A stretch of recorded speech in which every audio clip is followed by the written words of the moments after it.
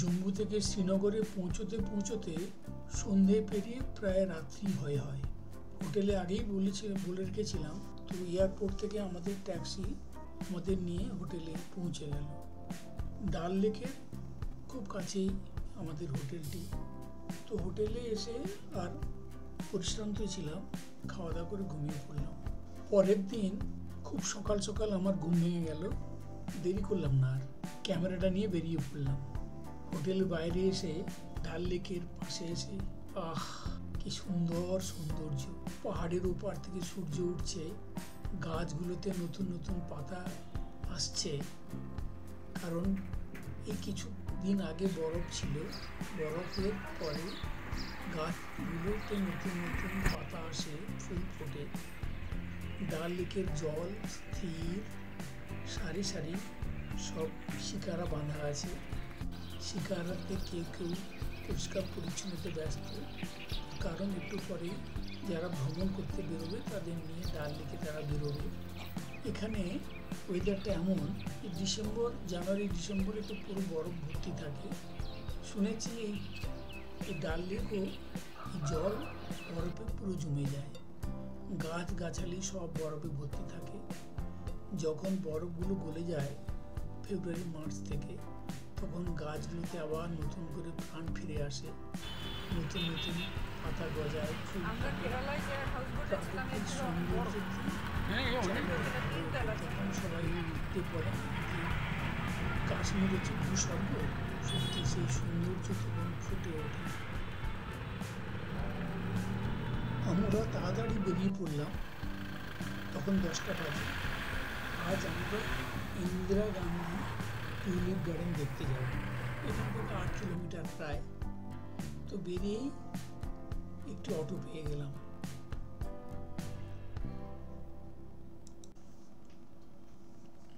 বৌলেভার্ড road ধরে আমরা tulip গার্ডেনে এসে পৌঁছালাম। টিউলিপ গার্ডেনের মধ্যে প্রবেশ করে দেখলাম প্রচুর পর্যটক এসছেন। আর কি সুন্দর সুন্দর ক্যারি করে টিউলিপ ফুলের রং বেরঙের টিউলিপ ফুলে সাজানো।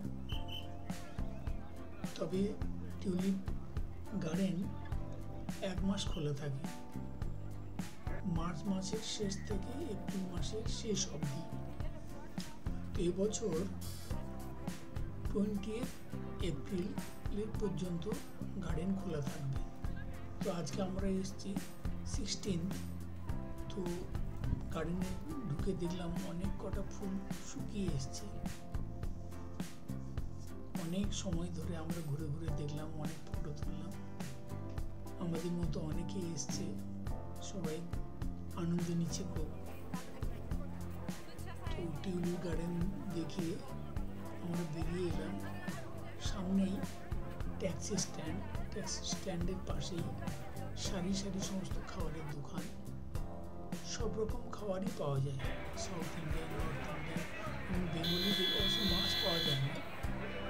তো আমরা দুপুরের খাবার খেয়ে পাশেই আরেকটি বড় গার্ডেন, বোটানিক্যাল গার্ডেনে প্রবেশ করলাম।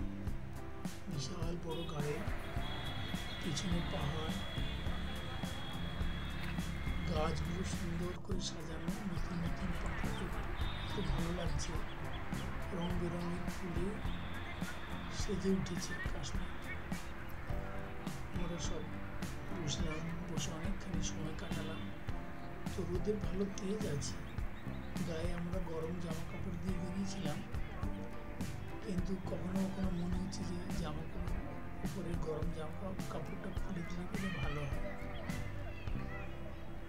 আমরা বেশ কিছু সময় কাটিয়ে ওখান থেকে বেরিয়ে আবার অটো নিলাম। অটো করে আমরা লাল চক চললাম। তখন বিকেল হয়ে এসছে। লাল চকে ঘন্টা ঘরের পাশে সুন্দর করে বসার জায়গা আছে, শেডে। আমাদের কলকাতার এসপ্ল্যানেডের মতো যেমন গুছালো, প্রচুর দোকান, চওড়া ফুটপাথ, তো এখানে এসে ঠিক তেমনটি মনে হলো। আমরা ঘুরে ওখানে বসে অনেকখানি সময় কাটালাম। একটু পরেই হঠাৎ করে ঝড় উঠল, খুব জোরে হাওয়া আসতে শুরু করলো, টিপটিপ বৃষ্টি শুরু হলো। আমরা শেডের তলায় বসে কিছুটা সময় অপেক্ষা করলাম। পাশের এক ভদ্রলোক বললেন যে এখানকার ওয়েদার আগে থেকে আন্দাজ করা খুব মুশকিল, মুম্বাইয়ের হিরোইনদের মতো। হাসতে হাসতে বললেন। তো আমরা সেদিনের মতো লাল চকেতে বেশ কিছু সময় কাটিয়ে আবার আমরা হোটেলে ফিরে চললাম।